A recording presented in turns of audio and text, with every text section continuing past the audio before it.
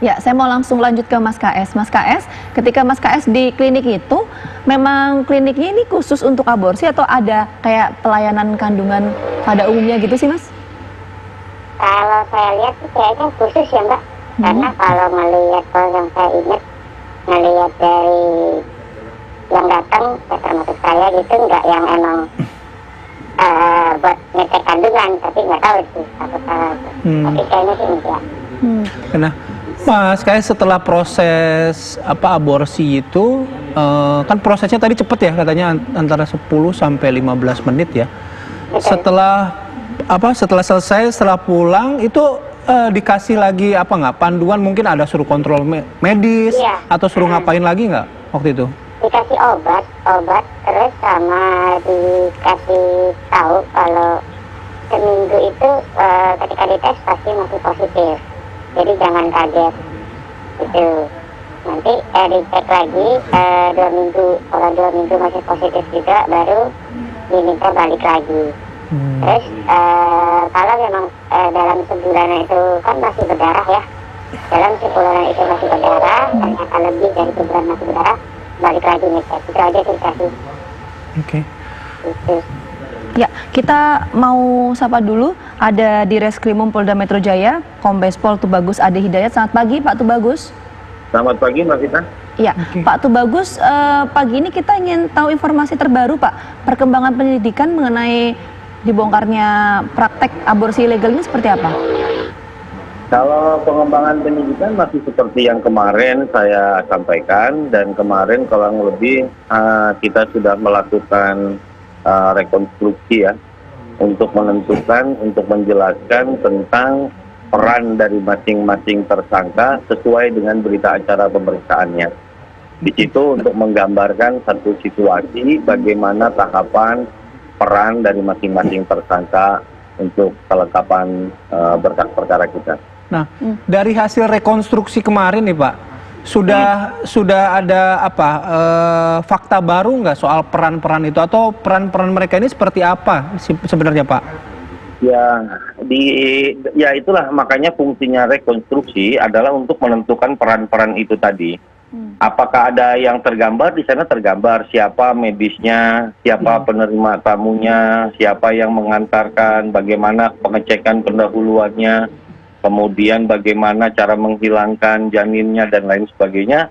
Di dalam rekonstruksi itu tergambarkan dengan jelas. Karena kita kemarin menggunakan kurang lebih 40 adegan yang harus dikerjakan oleh para tersangka.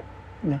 Kalau misalnya sudah kelihatan siapa yang melakukan apa, dari 17 orang tersangka ini ada nggak Pak satu orang yang dianggap paling bertanggung jawab atas operasi tindakan ini gitu Pak?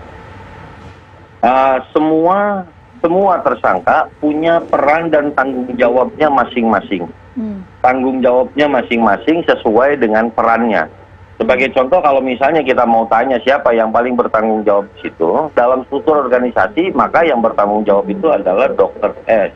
Tetapi sesuai dengan pasal yang kita kenakan, di situ ada macam-macam. Ada orang yang melakukan, kemudian juga ada yang membantu, kemudian sesuai dengan perannya masing-masing. Gitu. Ya. Nah, dokter yang tadi Pak Tubagus sampaikan ini, kalau perkembangan pemeriksaan punya izin praktek nggak sih Pak? Kalau izin praktek, jadi klinik yang bersangkutan itu adalah klinik resmi dan sudah berizin. Maka titik pangkalnya bukan kepada masalah perizinan praktek klinik, tetapi lebih kepada perbuatan yang dilakukannya, yaitu melakukan aborsi. Kita tidak kepada pelanggarannya, bukan kepada pelanggaran adanya klinik. Tidak, klinik resmi ada izinnya, tetapi izin itu adalah izin praktek kedokteran kandungan.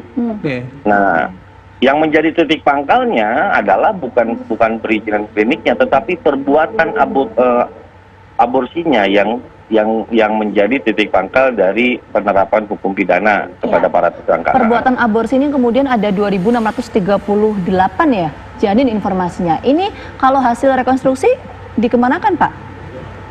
Seperti dijelaskan kemarin, digambarkan orang lakukan pendahuluan, terus kemudian dilakukan tindakan. Setelah dilakukan tindakan, ada janin yang dibuang.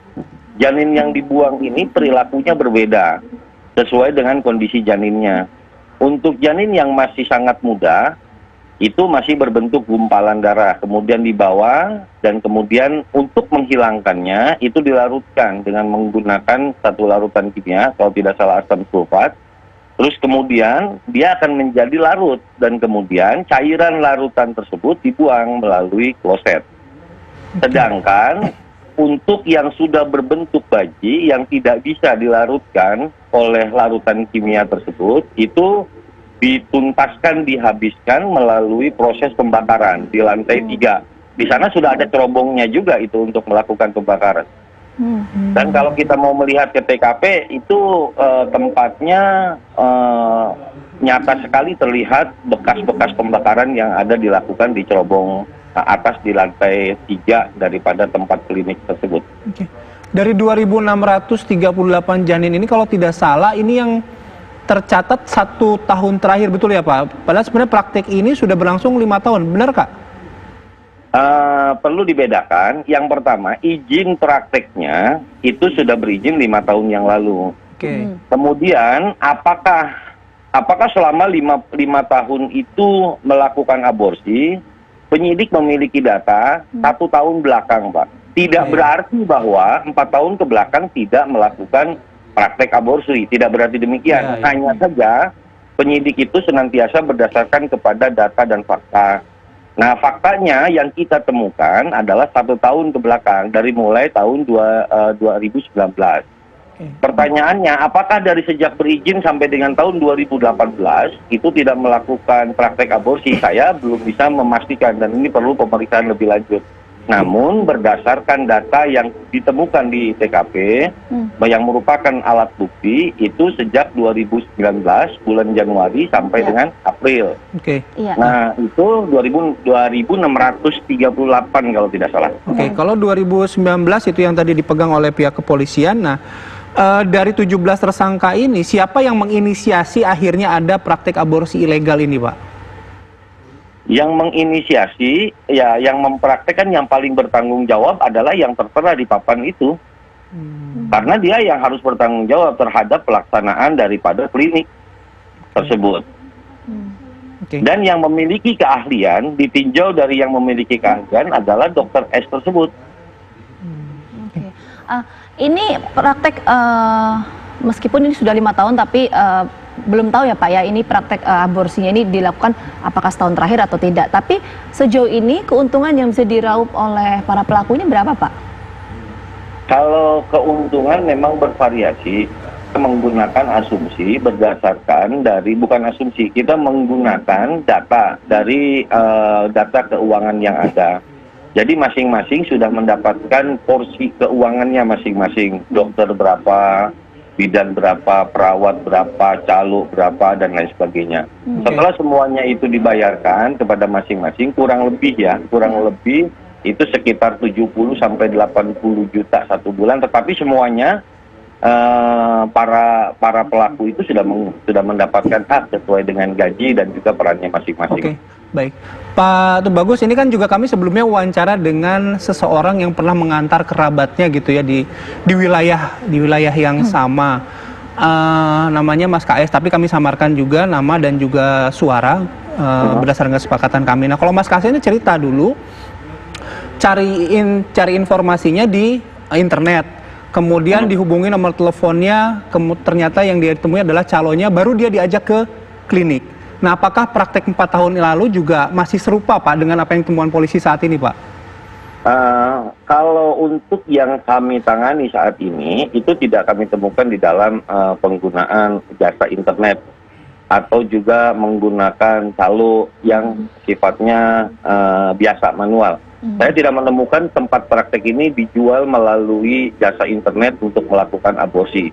Tetapi untuk data klinik ini ada, mudah dijangkau. Tetapi di sana tidak ada apa iklan atau apa untuk menghubungi nomor tersebut dalam rangka untuk melaksanakan aborsi, tidak ada untuk yang sekarang. Prakteknya tampak dari luar itu sama dengan pada klinik-klinik kesehatan seperti pada umumnya. Saya mau ke Ketua Biro Hukum dan juga Pembinaan Anggota IDI, Dr. Nazar. Selamat pagi, Dr. Nazar. pagi Gita dan Bayu dan Pak Kombes. Assalamualaikum warahmatullahi wabarakatuh. Waalaikumsalam warahmatullahi wabarakatuh. Saya ingin minta tanggapan IDI. Ini ada 17 tersangka, beberapa diantaranya tenaga medis, salah satunya dokter. Tanggapan IDI seperti apa, Pak? Iya, ini kan seperti disebutkan tadi ya, ini kan kasus yang sudah berulang dan ini persoalannya kami melihat dari sisi dokter itu jelas melakukan abortus provokatus, jadi abortus yang sifatnya kriminalitas itu jelas terlarang, dan dari segi etika, disiplin, apalagi dari segi hukum itu tidak bisa. Tapi masih dari sisi kami, tentu yang terlibat itu sesuai dengan apa yang dilakukan penyidikan oleh polisi, tentu tidak berdiri sendiri. Nah, dari sisi dokternya, dari awal itu mereka tuh sudah tahu persis, belum tamat dokter aja dia sudah tahu bahwa ini suatu pekerjaan terlarang.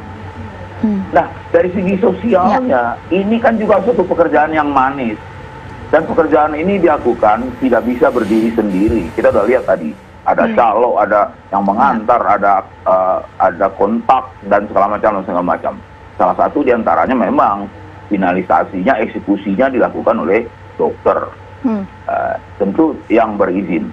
Jadi dalam hal ini sebenarnya yang paling penting itu, karena ini berulang di mana-mana, kan kebetulan ada Jakarta terungkap, di tempat lain juga ada, itu kita akui.